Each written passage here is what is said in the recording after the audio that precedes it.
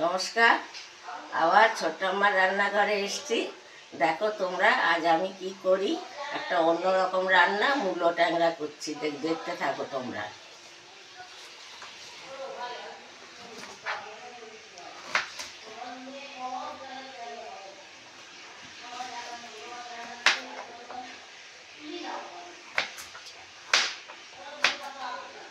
এইরকম ট্যাংরা মাছের মূলো এইরকম কাটতে হয়, পাতলা পাতলা করে, তাহলে ভালো হয়।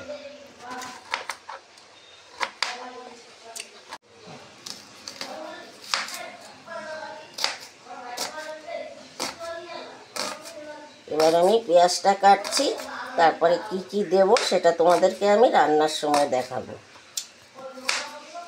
তো বসতে পারি না, দাঁড়িয়ে দাঁড়িয়ে কাটি।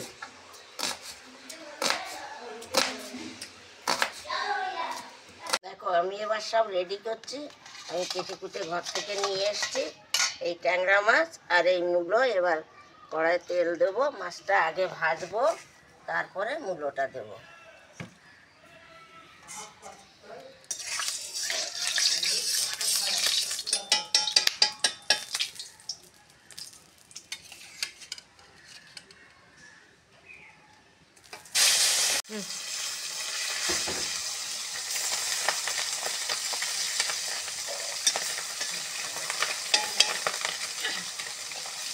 মাছটা ভেজে নেই, তারপরে মূলোটা দেবো।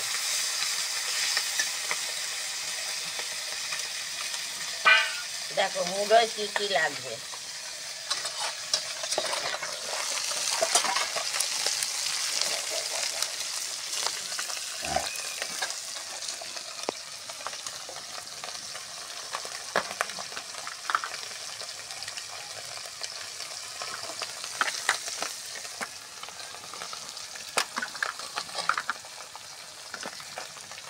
মূলোয় লাগবে আমার হলুদ, নুন, এই লঙ্কার গুঁড়ো, ধনে পাতা আর এই কাঁচা লঙ্কা এর মধ্যে দেওয়া আছে। এবার আমি মেখে নেব।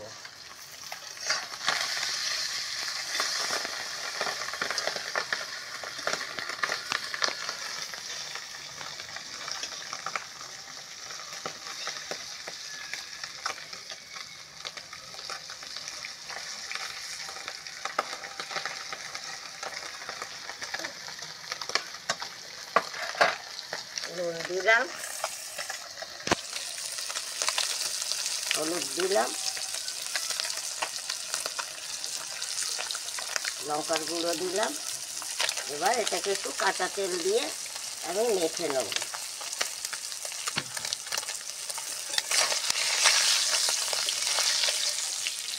আমি কোনো ফোড়ন দেব না, যেহেতু মূলো ফোড়ন দিলে স্বাদ থাকে না। আর এই পেঁয়াজ আছে, এতেই হয়ে যাবে। এবার আমি ঢেকে দেব।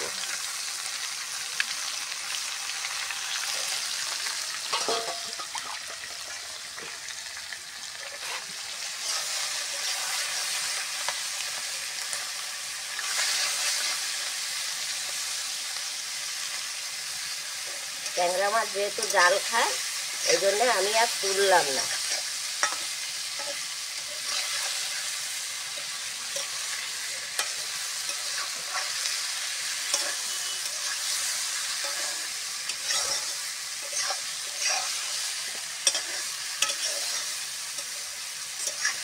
নামাবার সময় ধনে পাতা দিয়ে আমি নামাবো।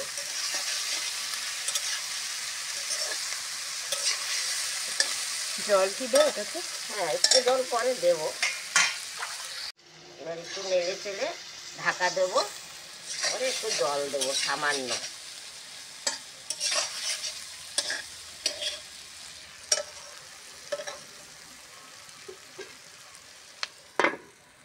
এবার দেখি কেমন হলো। খুব সুন্দর লাগছে দেখতে, রংটা খুব সুন্দর হয়েছে। এবার একটু জল দেবো, জল দিয়ে মূলোটা একটু সেদ্ধ হওয়ার মতো।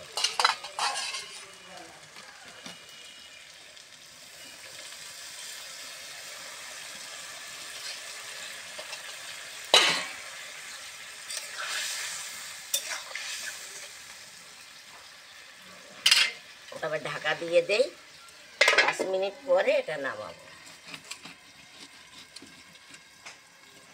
দেখি এবার কেমন হলো। এবার ধনেপাতা দিয়ে নামাবো।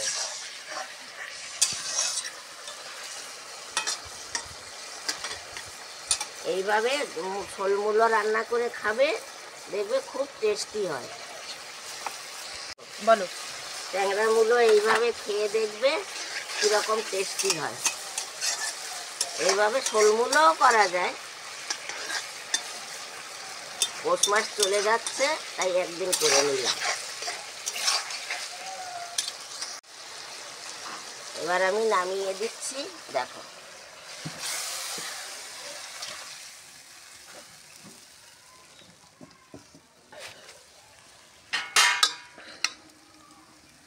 দেখো কিরকম হয়েছে।